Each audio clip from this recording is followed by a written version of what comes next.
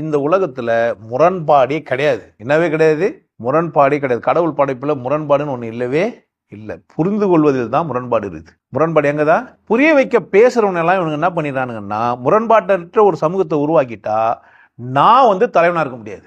நான் என்னவா இருக்க முடியாது? நான் தலைவனா இருக்கணும்னா அந்த சமூகம் எப்படி இருக்கணும்? முரண்பாடோடவே இருக்கணும், ஜாதி ஏற்றத்தாழ்வோடவே இருக்கணும், அசிங்கத்தோடவே இருக்கணும். அப்பதான் நான் எப்படி இருப்பேன்? இப்ப இல்ல, வாழ்றோம் இல்ல, செத்துட்டும் கூட அப்படிதான் செஞ்சுட்டு போயிடும். செத்துட்டு தலைவர்களாங்கிறாங்களே, என்னதான் செஞ்சு வச்சுட்டு போயிடறானுங்க. நீ எப்படிதான் இருக்கணும்னு நினைச்சுக்கிறானுங்க. நான் என்னுடைய படைப்புகள் மட்டும்தான் உன் முரண்பாடுகளை கிடைக்கும்.